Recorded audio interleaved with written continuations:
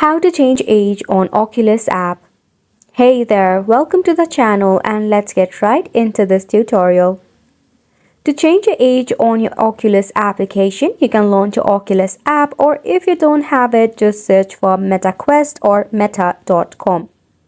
To change your age on your Oculus application, you will have to change your birthday in your Meta account. So what you can do is you can just launch your preferred browser in your desktop or your mobile browser and search for Account Center. Then log in into your account. Select on the option of Personal Details and navigate to the option of Birthday. There you will see the Edit button. Click on Edit and edit your birthday and click on the Save option.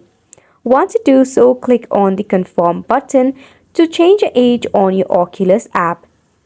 Now, if you are using your Meta Horizon application, it is quite simple as well. Just click on the three horizontal line at the top and repeat the same process. For some reason, if you cannot change your age on your Oculus application, make sure to disable your VPN if you are connected to it, or the next thing that you can do is you can report a problem in Meta. Hopefully this was helpful to you. Make sure to hit the like button and subscribe for more helpful videos.